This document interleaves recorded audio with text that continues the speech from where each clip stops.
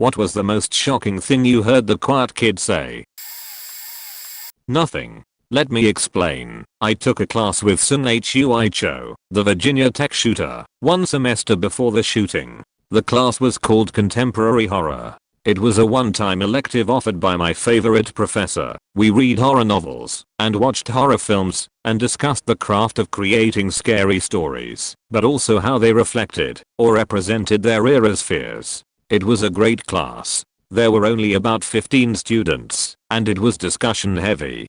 Cho was one of them. I honestly never noticed him, even in that small class, until halfway into the semester. He wasn't quiet, he was silent. So on the day we all finally noticed him, our professor asked him something directly, and Cho just stared at him. I can't remember the question, but the nature of it meant silence was potentially an acceptable and funny response. So we all laughed, except Cho. He just kept staring at our professor. Our laughter awkwardly died, and after a few moments of uncomfortable silence, our professor just said, "Okay," and moved on. It was so strange. But I forgot about that weird moment until after his rampage point. That professor later told me that Cho's papers had been disturbing, but the nature of our course meant the envelope was being pushed a bit, and it had never been bad enough to suggest he'd do what he did. That professor was a good man, and he admitted he struggled with not blaming himself on some level for one, not identifying how severe Cho's mental health problems were, and two, for the graphic and terrible nature of some of what we watched in that class, which may have inspired Cho. He knew that was bullshit, but a part of him couldn't help but feel some blame. It was terribly sad. Edit. Added the second paragraph.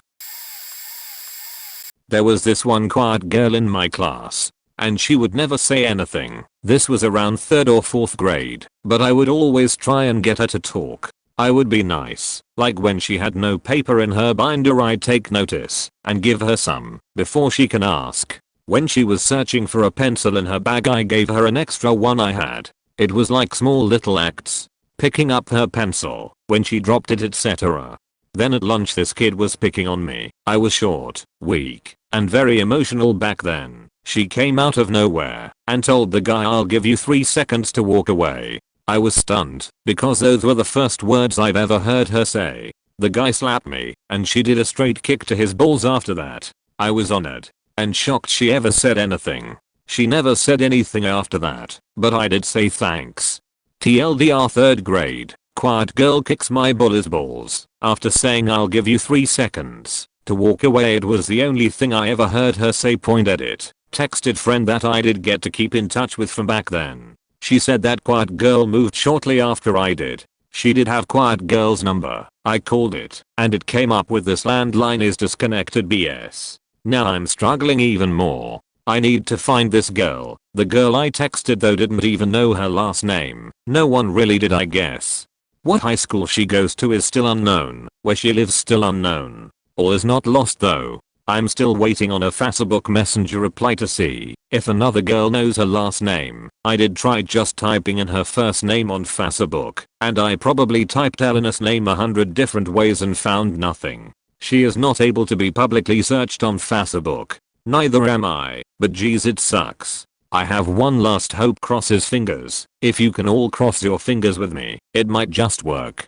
Edit 2. I learned that I won't be able to talk to her. Through a list of people I got her mom's number. Her mom apparently remembered me by name, and then she said that she is in circumstances caused by family not letting her talk to anyone or go anywhere for a while. I never was able to find out why, but you know, it sucks. I'll update if I ever talk to her. If I ever see her I'll take a photo with her.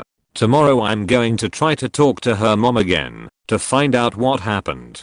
Thanks for the help, Reddit. If I ever marry her I will share anything but her body and love with you. Edit 3. Thanks again Reddit for all y'all who've cared about my little story. As someone pointed out, it's been 5 months, and I want to add very little has changed. She and I still aren't exactly allowed to talk. I've talked to her mum a couple times. I've talked to her once, and it's been better than the silence between the years. I've learned things like her current height and seen a picture of her, one she took when we got to chat once, but it doesn't look like there's much to work with in talking to her.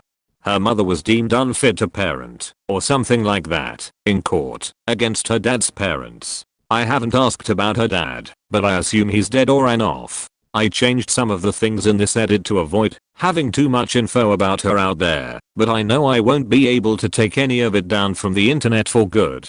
So far it looks like the only chance I'll get to talk to her again is when she turns 18 in a year and a half. I was the quiet kid. I go to a private school, so there's a fair share of spoiled, privileged kids. In any case, while most people are pretty nice, there's a lot of complaining point anyways. I was in English class, which is one of my favorites, except that I don't really have any friends in the class. I had trained myself to not say anything, because when I did I was usually met with groans and a chorus of you/r claiming February's doing it again. The teacher was a nice, young, pretty English major, who had also gone to a private school, so she was used to well-behaved kids. To her delight, my class is that. The only negative quality about most of the students is, like I said, complaining about completely inane things somewhat early in the year, when she was still under the impression that we were all well-behaved, uniform young men and women. During a quiz a random girl decided to start whining about analogies. Understand, this is the kind of class where talking during quizzes is socially acceptable, because it's understood that no one's cheating, or dumb enough to cheat by straight up asking people the answer. I had gotten pretty sick of the complaining, so after she finished her rant about analogies, I pulled out an old line from Dave Berry, thus ruining my class's state of grace forever. And that's why I started doing heroin point. At the time I thought that would be pretty hilarious, but instead the class just stared at me, and the shocked teacher couldn't seem to find the words to say. No one in the class really knew me well, so they had no reason to believe I was joking point for the rest of the year. No one complained about analogies. Our quiet kid was Tommy. Tommy never said anything ever. Out of all the lunches we ate at our table senior year, I think Tommy was the only one who never told a story or even added anything to the conversation. He just always sat in the same spot along the wall eating his lunch and laughing occasionally at our jokes. One day we were sitting in the cafeteria eating lunch and sharing stories like we always do. My friend Raymond had spent the previous night with a girl named Haley. She was 2 years younger, but already had a reputation of hooking up with a lot of different guys. So he was telling us everything that went down, kind of bragging, even though nobody was really impressed as we were aware of Haley's reputation point anyways. Raymond gets done telling his story, then proceeds to pull out his sandwich. I think it was some sort of fish. It didn't look very appealing to Raymond or us, so he says this looks disgusting, but I'll give it a try anyways, and proceeds to take a bite. In pipes Tommy, "Is that what you said about Haley last night?" Everyone explodes into laughter, drawing the attention of the entire cafeteria. Raymond is just sitting there, mid-bite, stunned. I'm bent over in pain from laughing. Others are on the floor. One guy ran to the bathroom because he thought he was going to puke from laughing. Even Ray had to laugh. I never noticed him laugh, but Tommy had this sly grin on his face the rest of the lunch hour. In basic at feet. Leonard Wood, Missouri, or as we preferred to call it, Lost in the Woods, Missouri, we had this stone cold private named Perkins. Perkins would never sound off. That's sort of a big thing in basic. The drill sergeants want you to yell about everything. Yes. No. I don't know. I don't know. Why I don't know. I'm sorry I don't know. I have no excuse for not knowing. Any other thing they generally wanted to hear you shout loudly. The counting of numbers. You get the idea. Perkins never sounded off for any of it. This got him in trouble. All the time. Every single day. They'd scream at him for not screaming. He'd sort of answer them in a moderate tone. Then they'd smoke him until he was ragged. This went on and on and on for weeks until, well, Perkins was a machine. Totally unsmokable and still totally quiet. The drills relaxed on how often they punished him for not speaking up, but they'd still do it time to time. Anyway, first thing I ever really hear this guy say of his own initiative. We are out on a field exercise digging foxholes in Mop 4. That's when you have to wear the entirety of your charcoal, insulated, chemical suit, gloves, ridiculously oversized Mickey Mouse rubber boots, and a chemical mask. I mean, you looked like a pure as hole. had to drink water through the stupid little hose on the front of your mask that made everything taste like used BDSM latex. Some sergeant major was touring the trainees, walking around to see how we are doing. Drill sergeants in tow, of course, to make sure we are looking our best. I lucked out being a squad leader. I only had to dig a hasty around the perimeter, but I felt like a dickbag not doing anything, so I started pitching in with my guys to try to get the work done faster. I should clarify, the hole I had to dig was significantly less deep than the one they had to dig. They needed foxholes which essentially come up to your armpits. My hasty only needed to conceal me when I was prone. It's so first line leadership can get up and run fast to give orders. It was a really old playbook we were using back then. I digress. I was helping Perkins dig when the sergeant major walks up. I snap to parade rest and answer his questions with a song and a smile. Perkins keeps on digging. SGM starts directing his questions right to Perkins, who looks up at him for a second and keeps digging. SGM goes, "Boy, you better answer me, or you're gonna be in a world of hurt." At that, the two drills with him start approaching Perkins, who spikes his e-tool, the shovel we used to dig, looks up again, and pulls his mask off saying, "Man, I wish you'd just leave me alone." Drill sergeants attack, leap into the foxhole with him, and start screaming in his face. He gets smoked in full gear, me along with him, because I'm his squad leader, and we went to bed dog tired. Damn it, Perkins, but then, the coup de grace. Second thing I ever hear this man say, I mean really say, sentence he forms on his own.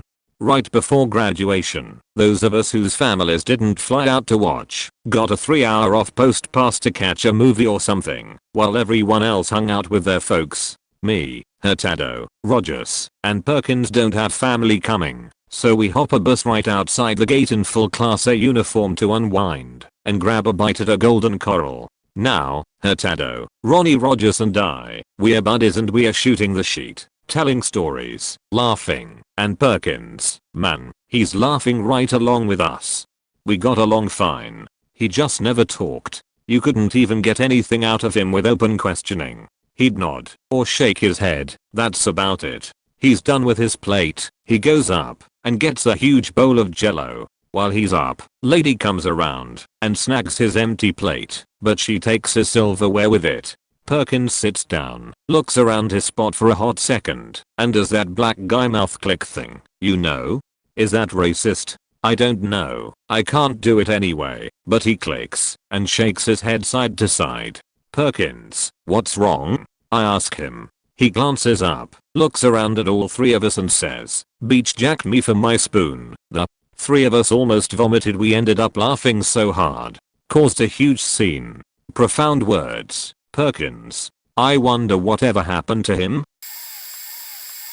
I was, and still am, a geek and I got bullied a lot in school. The Columbine massacre happened when I was in 8th grade, and all of a sudden everyone started thinking a bit more carefully about the ramifications of spending years physically and psychologically torturing kids who were too small or afraid to fight back. I didn't make the connection at the time.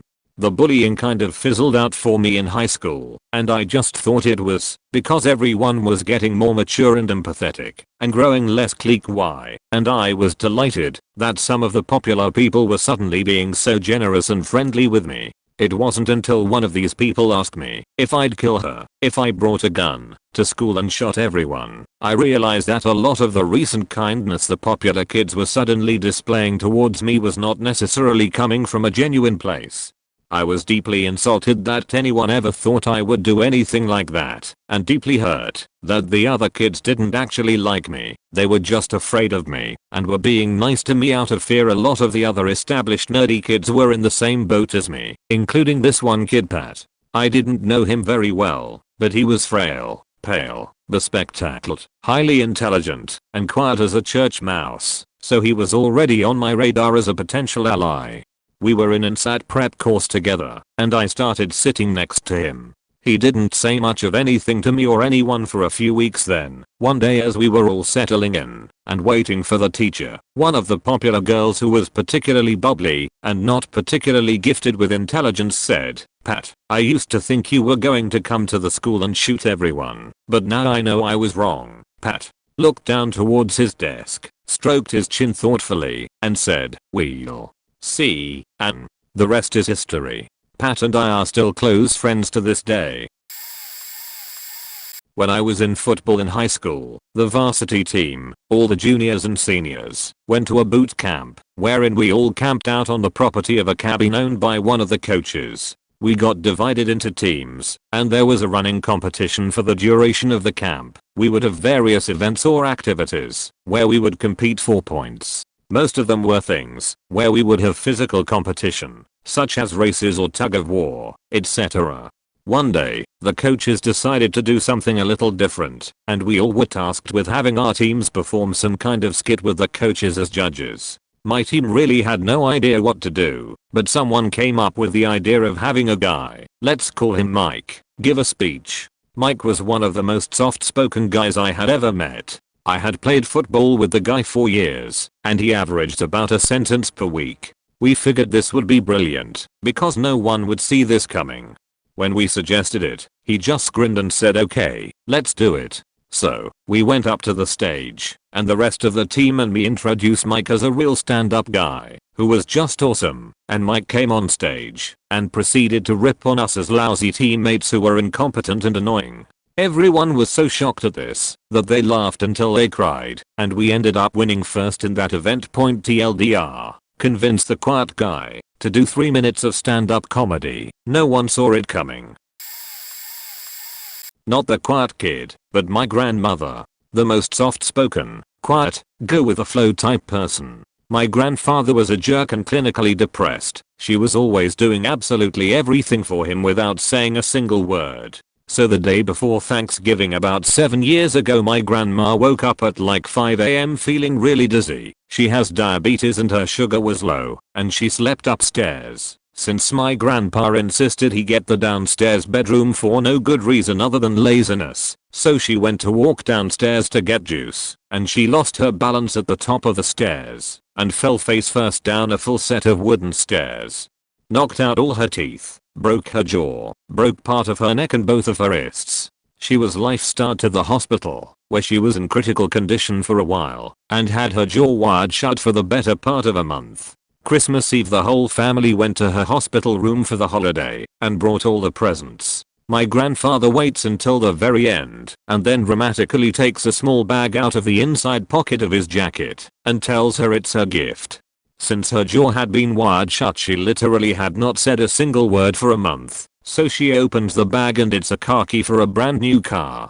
With all the family around, and watching, she speaks for the first time, and says, "This isn't for me, it's for you. All I want is for you to appreciate me." We were all in such shock. No one had ever heard her say anything like that. My grandfather cried for 2 days straight. He didn't change though, and then he died 4 years later. Me and my friend were the quiet duo in our class. When we hung out we had no hang-ups about laughing hours off about something, but in school we were mostly silent, because we hated most of the people in our class. This was around 8th grade or so. So we were in science and we were discussing family life and we were watching the whole birth video thing, and the class, being immature as all hell, begins to laugh uncontrollably. The teacher was getting so mad she stopped the video and went on a rant. Then this kid Damien tried to blame it on us, saying we made a funny joke about the video and it was our faults. So we both stood up after being asked to tell what the joke was. And for the first time we both spoke, saying the joke was that even though Damina's hoe of a mother filmed this video, the dad had enough decency to dip out before he had the chance to be disappointed in what piece of trash his son would become. The whole class was silent. We sat down, never got in trouble, and we calmly watched the rest of the film, everyone's mouth agape. We still joke about it to this day. TLDR, me and my friend were quiet until during a birth video my class tried to blame us for the laughter and we insulted the blamer's status of not having a father. I didn't physically say it, but I think this is still applicable. I was the quiet kid in this scenario. I had recently moved, so I didn't really know anyone, and I was really shy. I had just gotten an iPhone as a birthday gift and had downloaded a That's What She Said button app. It was 8th grade. It was still funny back then. I had hidden the phone in my pocket with the app running to try to get the kid next to me to say something that could be taken as a double entendre to use the app button. Here's my fuck up. The school was extremely strict with phone use in class, so when I heard the teacher come in through the door, I tried to press the power button to shut the phone off while it was still in my pocket. The teacher noticed that I was fumbling with the phone, so he yelled, "Hey, what's in your pocket?" I nearly jumped from fear and accidentally hit the button with the phone on maximum volume. That's what she said. He realized it was my phone, so he followed it up with "Give it to me." God damn it, I also had my house keys in my pocket and the keys weren't letting me get the phone out or find the power button. I accidentally hit the button again. That's what she said. By now everyone in the class is about to pass out from laughter, and I was extremely embarrassed. I finally took the phone out of my pocket and handed it to my teacher. Luckily, once the initial anger passed, he said it was actually kind of funny and let me off with a warning. I was able to make some friends as a result. TLDR, that's what she said. In high school, the quiet kid I always ended up having classes with had moved from India when he was 7. We always assumed he didn't speak English well and felt uncomfortable. Even the teachers would avoid asking him questions as they likely made the same assumption. Further, the very few times he did speak, such as to ask to go to the bathroom, he had a heavy accent. Enter junior year physics class. Same deal, never had a conversation with a kid, he never spoke, etc. In typical high school physics fashion, we were learning to calculate the position of a cup to catch a ping pong ball that was launched by a catapult of sorts. Anyways, the teacher could not have been happier to show us all the power of mathematics and asked the class excitingly something along the lines of, "How good does it make you feel knowing you were able to calculate where the ball landed?" Out of nowhere, the kid screams at the top of his lungs with no accent whatsover, "Good enough to fuck your mother." No one said a word, not even the teacher. After what seemed like an eternity of laughter, she simply moved on. Turns out the kid spoke English perfectly and just pretended he didn't, in order to have to do way less work than the rest of us. Brilliant. Not actually heard, but said it myself. Everybody in class told me I was terribly dumb for doing so, but congratulated me anyways. In my 10th grade of gymnasium, German equivalent of high school, we had economy. Our teacher, well trained, teaching pen and eco, used to travel the world in his spare time and sometimes told stories about his adventures. For example, you can find Nutella anywhere in the world, and sharing it is the best thing to make friends with strangers. Stuff like that. One day, when he held a presentation, I was sitting in the first row of the classroom. As often, he used his private laptop. When the presentation was finished and everyone went back to the white noise of talking that emerges in that kind of gap between tasks, one bad-mouthed comrade noticed our teacher's background picture. The picture showed our teacher in Batman pose on the edge of one of those ever-burning pits in Turkmenistan during dawn. So one of my comrades, as we loved him, made the inevitable joke, "Did you go to hell and beat up the devil?" The white noise rose above our head. Everyone was fascinated by our daredevil teacher and his expeditions into the depths of no man's land. As everyone talked and babbled, I dared to say something more to myself than everyone else. "No, he is Satan, Silencio." This time I didn't realize the white noise had toned down. Nobody was talking, and I, the nerdy guy everyone thought would creep up every teacher's ass, just called him the ultimate evil, the Dark Lord. Silence. Then everybody laughed. Not even the teacher was mad, although I still got some sort punishment. From this day on I had a nickname. Every time I visited class from this date onwards I would be called Satan myself. For I am the fallen lord, and shall bring darkness above you all. Haha. At the risk of giving away my username to someone who may read it, kid was quiet, but joined forensics, not the crime kind, the do a short bit of acting for competition kind, usually goes hand in hand with debate. Kid was so quiet that my teacher actually told me my year-long assignment would be to talk to him to get him to start talking. Kid was funny. I thought he was insanely awesome. I'd heard about him from other people, but never met him. He did cartoons and stop animation and had the deepest voice I'd ever heard. He had a bunch of elephant jokes on his calculator that made me laugh. I actually had a bit of a crush on him and thought he was cute, but I had a boyfriend and we were very different. I was a stoner slash drinker. He was pretty straight-laced, in a hoe. He didn't talk much. No matter how much I annoyed him, I ended up spraining my ankle at some point and was sitting there, bugging the hell out of him, trying to get him to react. He and I were the only ones in the room for some reason. And in the midst of my annoying him, he grabs my crutches and hobbles around the room, saying, "Oh, hello, I'm O'Doyle rules apostrophe, and I'm so super annoying. I just talk and talk and talk and talk and no one can make me quit talking. Isn't that funny?" This goes on for about 2 minutes. I'm rolling because it's so out of character and he's funny. Even if he's making fun of me, I was just doing my job. Damn it. He stops. People come back in the room. No one saw it. Except me. We talked more together after that. Not just me blabbing at him with no reciprocation. We are FB friends now, and I will bring it up every now and then. He says he doesn't remember that really, but I think he's screwing with me. One of my favorite people ever. In high school I was the unofficial protectant of the nerds and outcasts. Because I was athletic and liked to fight. Nerds and losers don't usually. So there was always a hodgepodge assembly of misfits and art kids and general outcasts and head cases. Ian was some sort of Oriental, and Ian hated all Orientals. Ian hated everyone. Ian's disdain for humans was just faking epic, but he never spoke. You could just feel it. You know how most East Asian people who live in affluent white areas are ultra conformist and clean and well mannered and get good grades and shit. Not Ian's father was apparently on par with a backwater Chinese rapist slash trash picker.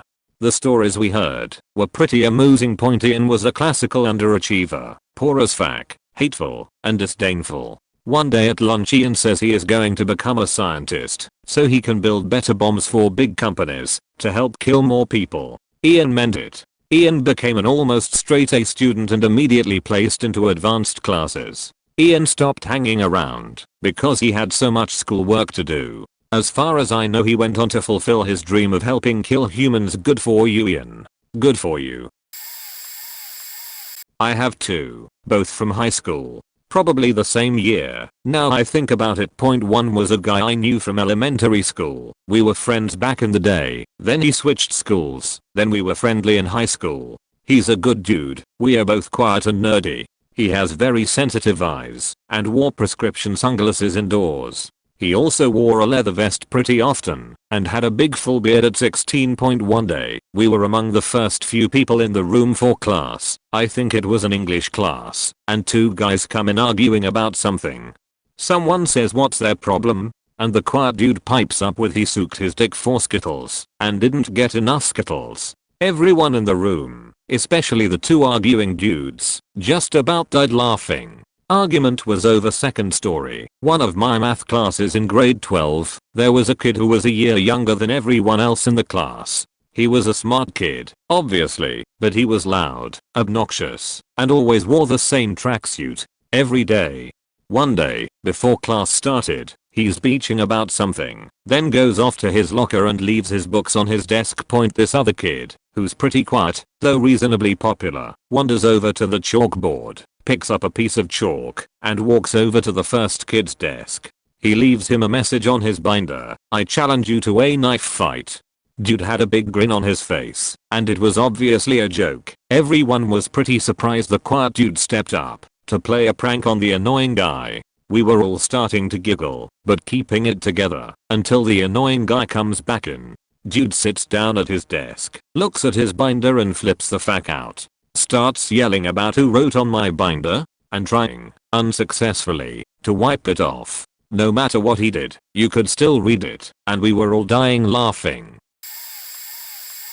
This kid, Mitchell, was tall, athletic, pretty much a jock, but he hadn't spoken since 8th grade. We are seniors now. The story goes, we were in history class and the teacher split us into 3 groups to symbolize the groups of the Holocaust: Nazi, treated very well, regular non-German, ignored, and the Jews. Homosexuals, etc., tormented and humiliated. Mitchell was in the Jewish group, and they had to stamp their fingerprint like 2,000 times on this stupid paper, while the teacher yelled at them saying it wasn't good enough. Meanwhile I was in the Nazi group, and had to stamp my finger 5 times while getting pampered in candy and other treats as you all expected. Mitchell just couldn't understand the education value of this finger stamping and scooped up his books and started to walk out. The teacher proceeded to get him to come back into the room, saying it wasn't 10:45, end of second block, yet. He then silently proceeds to get a stool and reaches for the clock to change the time, but the clock is over a bookcase, so what's the second best option? Taking the faking stool and slam the damn clock to pieces. Yup, you guessed it, Pointy smashed the wall and the clock, leaving holes in the wall and the bookcase. Books fly everywhere, the teacher starts screaming, and all the kids, us, just sit in disbelief. Mitchell yells, "What time is it now?" He walks out. Pointy LDR, jock looking quiet kid doesn't like class activity, smashes wall, clock, and bookcase as he leaves the room. Class in disbelief, teach cries in shock. Worked retail with this cute girl, who was 8 years older than me. She never said anything to anyone. If a manager told her to do something, she would just go off and do it. One day the manager gave us all things to do during our shift until the store closed. I was 18 at the time and had just put in my 2 weeks notice. I brought flowers in for all the women and got the guys I worked with cigs, dip, or beers. I gave the quiet girl a rose when we were walking the aisles and conditioning them, and she flips out. She goes missing for the last 30 minutes of the shift and my manager's shrug it off. Midnight rolls around and we are all standing outside smoking and talking about the shit we've done working in that hellhole civilians called Mart. I walk to my car, and when I open my door, quiet girl is sitting in her car which is parked right next to mine. She rolls the window down, and before I can get into my car I hear a sweet little voice ask me if I want to burn one down, smoke a joint/blunt, etc. This girl hadn't said a single word to me or anyone else at that store in over 3 years. I'm standing there with a cig in my mouth like a deer in the headlights and she says, "I'll make it worth your time." I get in, we blaze up for about an hour, and as I grab my lanyard for work, she asks if she can give me something to remember me by, and tells me to hold my hands out and close my eyes. The second my eyes are closed, she kissed me and puts my hands on her waist. Fast forward 3 months down the road, I come to visit my old coworkers after I finish my shift at my new job and find out that the storm that hit my workplace not 5 minutes ago had just passed through town. I come inside and my old manager hands me a flashlight and tells me to go looking for quiet girl. I walk the aisles looking everywhere for her, and then I hear a crash in electronics. I pull out my knife in case it's a customer that stayed behind to steal, and when I jump over the counter I see quiet girl sitting there with this huge smile on her face.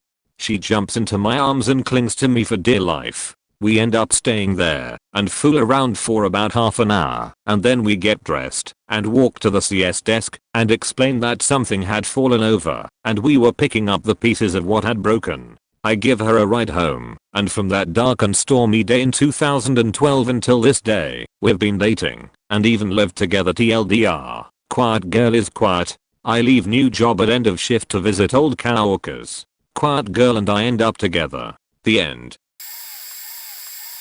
Greg was this quiet guy in high school that I would see around the hallways every now and then, fairly sparse considering it was a school of 800 or so. I had my circle of friends that met at lunch and chilled at a table off in the corner. We weren't antisocial, we just had a really good table. One day we were eating our lunches and Greg just takes a seat at our table and said absolutely nothing. I forget which of us had a class with him, but one of us knew his name was Greg. He sat there in the chair every day with his back to the lunchroom. He was completely quiet for days except for laughter at our jokes. He became part of the crew. We stood up for him if people gave him shit, but since he was so damn quiet nobody really noticed him. One day one of us kept staring at a chocolate milk that was unopened and on the table, left from a lunch. Greg sat there staring at it as well, slouched in his chair eating his lunch. Conversation began on what to do with this milk that was chilling there. I reached for it to feel if it was cold and Greg snatched it first. He opened it, took a glance at it, and threw it over his shoulder. The milk sailed through the air in seemingly slow motion. With a glorious splash and clatter it slammed into the lunch of an innocent bystander. We just froze staring at him for what seemed like hours as he continued eating his lunch. The only emotion that showed was a slight half smirk and a somewhat audible head. The principal approached and said, "Okay Greg, come with me, bring your lunch." I don't remember much after that incident. He kind of slipped back into the shadows and we didn't see much of him.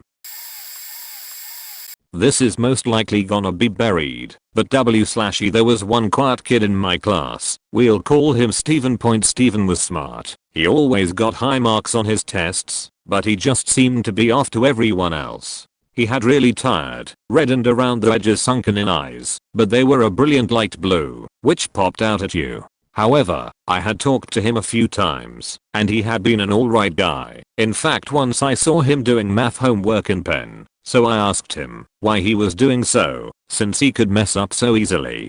Without missing a beat, he replied, "Because I go hard." That was funny enough, but what he said once in our gym class would gain him fame around the school. We were having a normal enough day in gym class. Our class was playing basketball and in the process of picking teams. Now Steven was quite pale and didn't really fit in with the majority of the Hispanic kids in the class, so he just stood off to the side. However, while teams were picking, one of my ruder classmates said quite audibly, "You look like the kind of kid that would shoot up a school." Steven didn't really talk much unless someone spoke to him, but almost immediately he replied, "And you look like the kind of kid I would shoot first." Everyone was stuck between laughter and mild unease. Was in a public speaking class at my community college and there was this tall, overweight kid who didn't say a word except for the required speeches, which were consistently monotone and uninteresting. For the second to last speech of the term, we had to do an impromptu speech based on one of 3 quotes that we drew out of a hat. So when his turn came, he took his slip of paper and went outside to prep for 5 minutes. When he came back, this was his intro. In a world where infidelity is less and less surprising, and stereotypes and sexism run rampant within our society, many have come to resent the opposite sex. There's even a saying that goes, women can fake an orgasm, but men can fake an entire relationship. Today I'm here to explain why this is false. Men can fake orgasms too. I believe that with enough moaning, facial expressions, and body fluids, a man could play the part that so many women have played before him. I won't recite more of his speech, but he absolutely floored the class. Our professor was known to be a tough grader. B for a solid speech, an A was god status, and several people stood up and demanded that he be given an A for a pretty boring class. It was worth it, just for that one day. There was this kid in my high school who snuck by everyone's attention on a handful of sports teams where he never started and rarely played. Coach put him in maybe a dozen times over the 4 years he played on the football team. He was talented in academics and never missed a practice either, but that did nothing to make him able to catch a ball, although the sheer magnitude of the ratio time spent practicing for sports compared to game time became a running joke amongst his close friends, who ironically were much more coordinated/athletic. But like I said, practically no one else on the teams paid him notice, until one day we came out of the locker room to find a pair of girls going at it a little ways away. Naturally all the guys became quiet to better observe, and also because we weren't mentally prepared for the gravity of such a situation. Catching some live lesbian action was a big deal to young us.